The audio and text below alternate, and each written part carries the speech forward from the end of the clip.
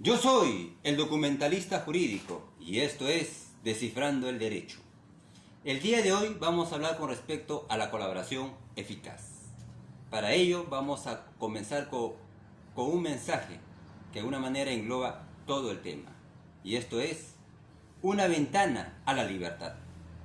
Para ello nosotros vamos a conceptuar algunos términos y comenzamos. ¿Qué es la colaboración eficaz? Algunos dicen que es un proceso, otro un procedimiento. Pero de acuerdo a ley, es un proceso especial, autónomo, que no depende del proceso común ni de otro proceso especial. Que en ese proceso no hay contradicción, que hay un básico, o rige básicamente el principio de lo que es el principio de consenso de las partes, y estas partes es el colaborador y la fiscalía. El colaborador da una información útil, veraz, cierto, corroborable, y el fiscal, de acuerdo a ley, da unos beneficios en base al principio de proporcionalidad. Muy bien, ahora, ¿qué es colaborador eficaz?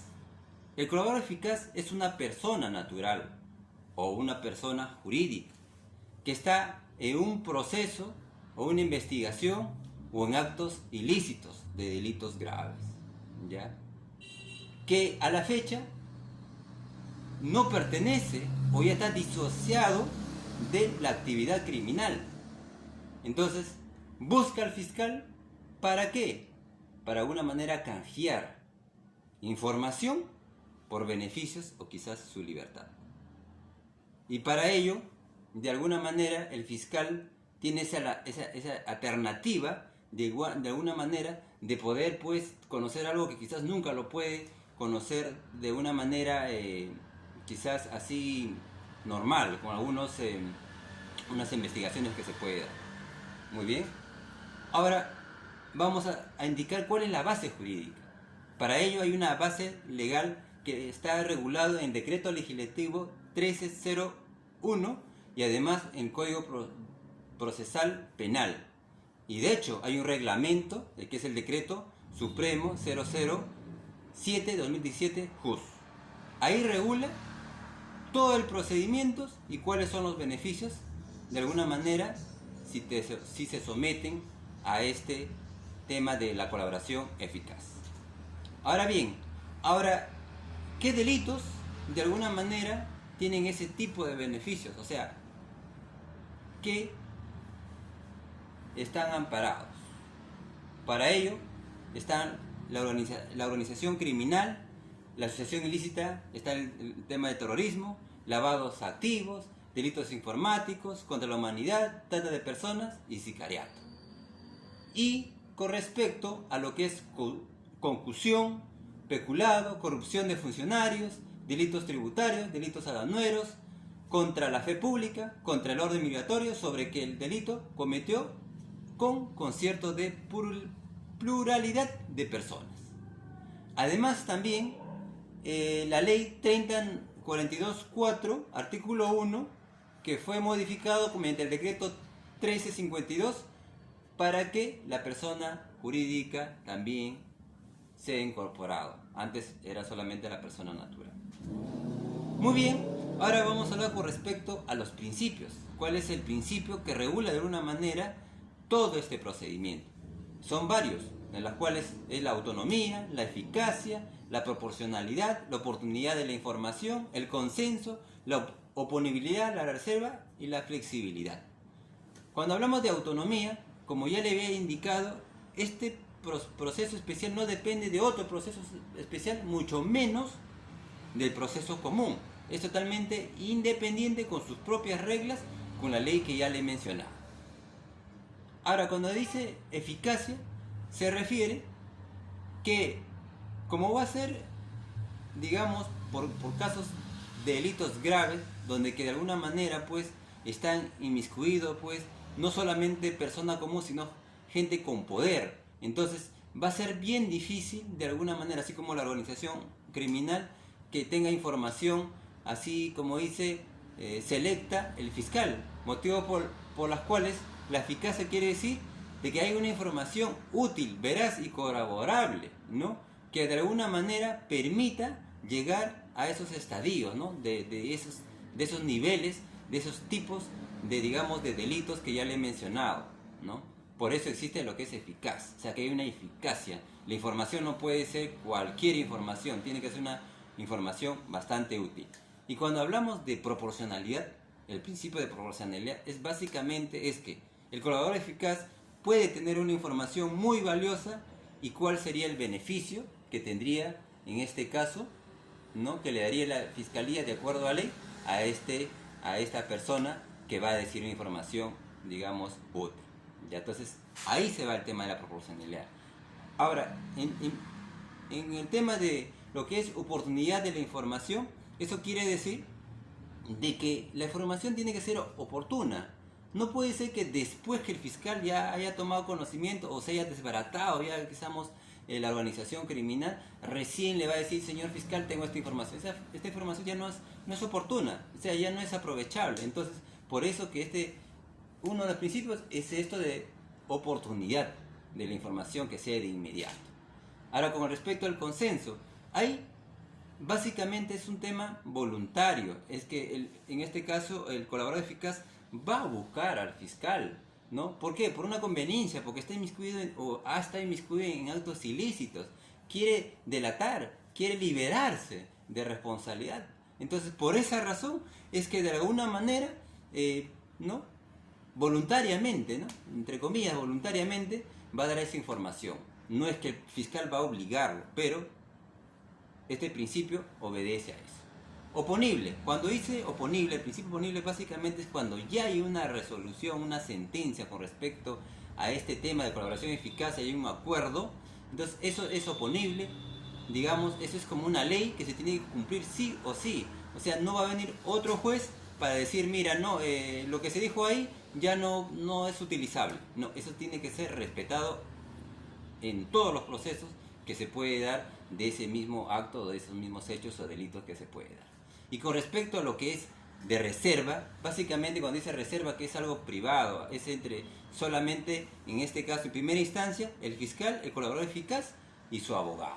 Inclusive, solamente el fiscal y el colaborador eficaz, no necesariamente el abogado en algunos casos.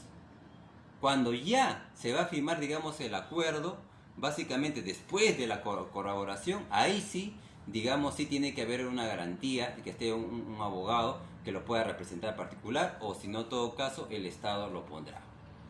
Ya cuando, digamos, se llegó a la conclusión después de la corroboración, inclusive la parte civil, el agraviado o el actor civil que se le refiere aquí, también tiene que participar. No es obligatorio, porque igual tiene que verse la reparación civil, pero puede participar. Pero acá los actores importantes, el fiscal y el colaborador y su abogado que asisten, ¿no? Básicamente eso refiere a lo que es la reserva. Cuando dice flexibilidad, se supone que es un proceso especial, no puede ser con todas las garantías, tiene que ser bastante flexible, a eso se refiere. Ahora, para poder conseguir, digamos, comenzamos, ¿no? Con la información y lograr lo que es el acuerdo, existe lo que son las fases. ¿Y cuáles son las fases? Una es la calificación, corroboración, celebración del acuerdo, acuerdo de beneficios de colaboración, el control de decisiones judiciales y la revocación. Esas son todas las fases que tienen que pasar, básicamente. Vamos a pasar a explicar uno por uno. La fase de calificación, básicamente, hay dos puntos esenciales: el colaborador y la solicitud. Y cuando hablamos de colaborador, este colaborador tiene que, como ya le he señalado, tiene que estar disociado de la actividad criminal. O sea, si bien es cierto, ha pertenecido o ya ha cometido el acto ilícito, ya tiene que salir. O sea, no tiene que estar perteneciendo, ya por lo menos ya dejar esos actos actos ilícitos que cometía, ¿no? Y además también tiene que aceptar los cargos que el fiscal está diciendo, total o parcialmente. Porque si no, digamos, no acepta los cargos, entonces no podría someterse. Eso es un requisito muy importante para que se pueda volver colaborador. Si no acepta los cargos, ¿no? que en este caso el fiscal le está imputando, entonces no podría ser colaborador, un requisito. Ahora, para eso también se tiene que presentar, en esa fase indica que se tiene que presentar lo que es una solicitud. Ahora, esa solicitud puede ser verbal o puede ser escrita. ¿Ya? Y ahora la forma no es que usted presenta por escrito y por meses partes, no, porque ahí se pueden enterar infinidades, ya que como es algo reservado, necesariamente tiene que ser el fiscal de la investigación. Ante él se presenta el escrito o ante él se entrevista y hará el acta correspondiente para poder, digamos, recabar la información y continuar las demás fases correspondientes. Entonces, ahora vamos a la fase muy interesante, que es la fase de corroboración.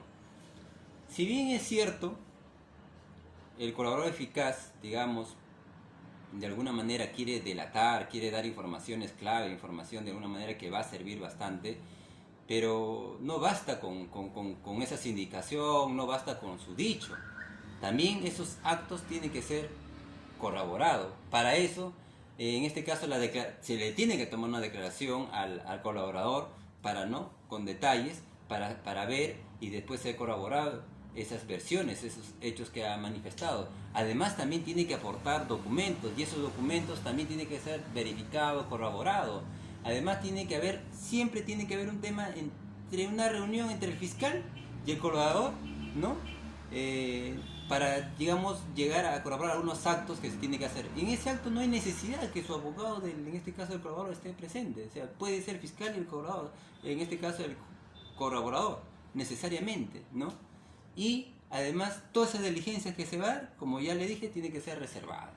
Pero algo importante sucede en ese momento cuando ya se toma la declaración, que va a ser una colaboración, que es un primer documento, que es el convenio preparatorio.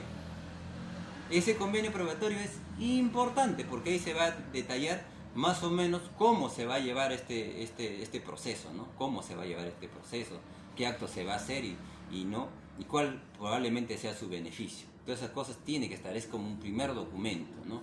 Y luego de eso, tiene que haber concluido los actos de colaboración, ¿no? Y una vez que ya concluye todos esos actos, ahí se le comunica al agraviado, ¿no? La parte civil, el actor civil, que es para decir que se ha dado estas diligencias, este tema de colaboración, que hay una verdad, ¿no?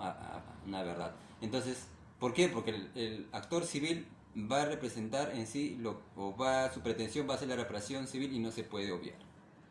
A partir de ella, como vuelvo a decir, ingresa el actor civil después de la colaboración. Ahora, la otra fase es la fase de la celebración del acuerdo. Esa es la parte también bastante interesante y de alguna manera acá vamos a poder saber básicamente, ¿no? Si yo doy una información, ¿cuál va a ser mi beneficio, ¿no? Un beneficio procesal. Básicamente la norma señala dos parámetros. El primer parámetro es el margen de negociación del fiscal. O sea, son 4, ¿no? Digamos, beneficios que el fiscal puede otorgar de acuerdo a ley. No a voluntad, es de acuerdo a ley. Entonces, uno es la exención de la pena. Exención de la pena es como exonerarlo, o sea, liberarlo. Si su delito es 20 años o 15 años, eso no va a existir, exonerar completamente.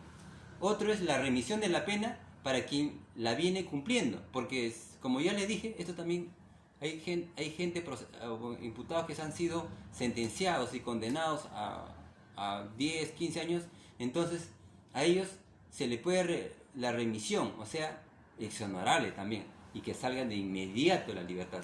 Por esa razón le digo esa frase que le mencioné al comienzo, porque es una ventana a la libertad. Ahora el otro es la disminución de la pena. La disminución de la pena es por, digamos, si le van a hacer 20, 30 años, puede ser menos, inclusive para ya no va al tema de prisión preventiva, puede ir como un tema de comparecencia restringida, firmar, ¿no? Una regla de conductas, básicamente, ¿no? Y lo que es la suspensión de la ejecución de la pena es lo que le estaba indicando, ¿no? Básicamente en base a esos 4, digamos, presupuestos de alguna manera que tiene esos beneficios para poder ofrecer el fiscal al colaborador eficaz. Ahora, ¿cuándo opera lo que es la exención de la pena? O sea, completamente exonerarlo. ¿Cuándo? Cuando el colaborador eficaz da una información útil, veraz y corroborable, suficiente y permita desarticular la organización criminal o los delitos graves. Cuando, por decir, digamos un ejemplo, ¿no? En la época del terrorismo, ¿no? Yo digo, no, yo conozco el paradero de Abimael Guzmán y lo van a encontrar tal sitio, y al final lo capturan y desarticulan todo. Entonces ahí ya pues tiene que exonerarle completamente, o sea, no hay pena privativa de libertad. En esos extremos se da. Ahora, con respecto a lo que es prevenir o frustrar los delitos a futuros, esos mayormente están en disminución de la pena, o sea, básicamente, ¿no? Y el otro, la suspensión de la pena, de ejecución de la pena, es también para esclarecer delitos ya ejecutados, no sea de menos, ¿no? Lo que sí te exonera del delito es básicamente la exención de la pena y la remisión de la pena cuando estás en la cárcel, te sale, o sea, cuando tú sí das una información de desarticulación, que es algo, como dice, totalmente acabar, digamos, por lo menos con esa mafia. ¿Ya? Ahora, la otra fase es la fase del acuerdo de beneficio de colaboración eficaz. ¿Qué sucede ahí? Acá ya se corroboró, digamos, ya se llegó a un acuerdo con respecto a qué beneficio le va a corresponder, si va a ser exonerado o se le va a disminuir la pena, o solamente va a firmar, ya no va a estar en la cárcel. Entonces, básicamente hay 3 puntos esenciales en esta fase. Uno es lo que es la decisión debe ser resuelto en reuniones entre el fiscal y el colaborador. O sea, siempre tiene que haber ese tema de reserva, fiscal y colaborador. El otro es el tema de que ser corroborado. Todo eso tiene que estar en el acta. Y además, el beneficio más la información, la proporcionalidad, ¿no? Si está de acuerdo. No le pueden dar, digamos, por una información, como dice, ¿no? De que algo básico y al final le da una exoneración de delito, no puede ser. Entonces no cumple ese principio, ¿no? Y además, también tiene que haber ahí un principio, básicamente, que hay una vinculación con el convenio preparatorio. Quiere decir, el acuerdo de beneficio de colaboración eficaz tiene que ser de acuerdo a lo que a un comienzo se dio, que es el convenio preparatorio, ¿no? En base al principio de congruencia. Tiene que ser congruencia. Si acá decidimos darte esto y esta es mi información, y acá se corroboró y acá, digamos, este es tu beneficio, entonces tiene que haber una coherencia, ¿no? La congruencia, que le llaman, el principio de congruencia. No te pueden dar menos ni más, porque así pactaste y así se está cerrando el trato, digamos, en la fase de acuerdo de beneficio y colaboración eficaz. Ahora, en esa fase anterior, o la fase que le estoy indicando, básicamente es el fiscal, el colaborador eficaz, su abogado y el actor civil, ¿no? Y si, digamos, el fiscal no llega a un acuerdo, eso no es apelable. Pero si llega a un acuerdo, eso tiene que pasar ya a la instancia judicial. Si, digamos, esos actos de investigación está en la esfera, ¿no? de la investigación o el expediente fiscal que le designan, entonces básicamente el juez, aunque se presenta, va a ser el juez de la investigación preparatoria. Si ya está en la etapa de juzgamiento, ya va a ser en la sala o el juez penal competente o el juez de conocimiento competente, ¿ya? Y este juez, ¿qué va a hacer? Primero, va a precisar, ratificar el contenido del acta de beneficio de colaboración eficaz, va a verificar, va a escuchar la motivación, ¿no? del acuerdo, tanto el fiscal, el colaborador eficaz, ¿no? Va a escuchar a ambos y además va a verificar la legalidad y lo que le dije, algo muy importante, la proporcionalidad del acuerdo. Tiene que haber proporcionalidad. Tú me das esta información y este es tu beneficio. No puede ser, digamos, más beneficio y poca información. Tiene que ser un tema de proporcional. Todas esas cosas tiene que verificar y tiene que haber un tema de legalidad del juez competente. Y este juez, ¿de qué manera resuelve? ¿Con un auto o con una sentencia? Cuando resuelve con un auto es cuando desaprueba el acuerdo. Y cuando sentencia, emite una sentencia cuando aprueba el acuerdo. Y ambos es apelable. Inclusive puede llegar hasta el recurso de casación. Ahora, como ya le dije, básicamente termina en que el juez ya ratifica o aprueba y tiene que darse a cumplimiento, tiene que darse en libertad o tiene que rebajarse la pena, ¿no? Cual sea lo que se tiene que dar. Pero ¿qué pasa si hay incumplimientos, si la información finalmente no era la adecuada? Entonces, ¿qué va a hacer? Existe la siguiente fase, la última, que es la fase de la revocación.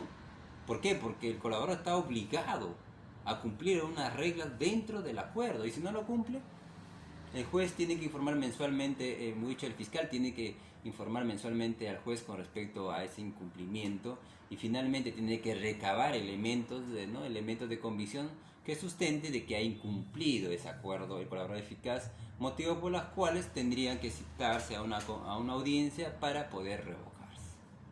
¿Ya? Bueno, hemos hablado casi de las fases y lo que es las normas nacionales, ¿no? Ya que tenemos una base legal, ¿no?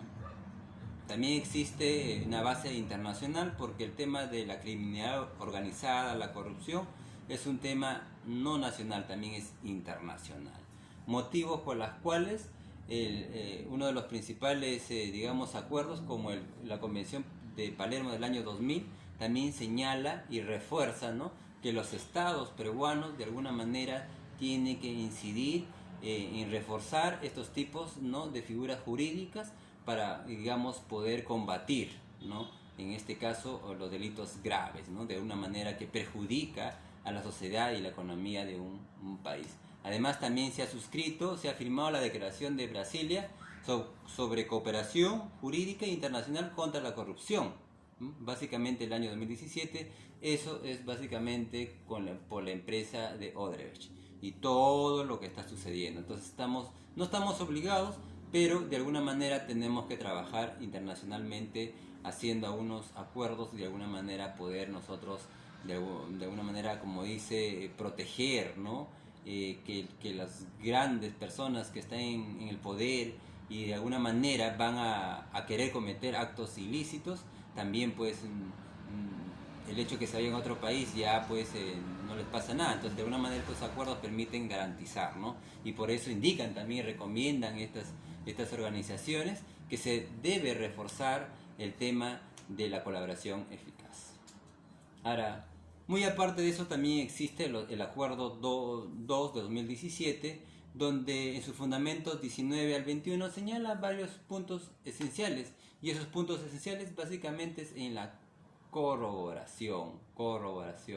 No basta con decir, bueno, esto pasa, ¿no? Tiene que ser corroborado, tiene que ser de alguna manera con otros elementos de convicción contrarrestado y de alguna manera llegar a una verdad. Bueno, eso es básicamente lo que señala este acuerdo plenario. No basta solamente con la información. Además, también existe lo que es el recurso de nulidad de 99/2017 nacional, que el ponente fue César José San Martín Castro, que refiere que no basta la sindicación en este caso de la persona que está dando información, no basta esto, necesariamente también tiene que ser corroborado con periféricos externos, quiere decir, pues, ¿no?, con otras declaraciones, otros tipos de documentos, y así sucesivamente, a raíz, en este caso, básicamente de este tema, es en el tema del terrorismo. Había en esas épocas, cuando daban información, se indicaban y con eso ya lo condenaban, y eso atentaba, contra las normas jurídicas o el debido proceso correspondiente. Por eso que se ha establecido algunos acuerdos, algunas resoluciones, de alguna manera, que va a garantizar para que haya una interpretación adecuada de acuerdo a esta ley. Muchas gracias, espero que le sea útil la información. Yo soy el documentalista jurídico y esto fue Descifrando el Derecho.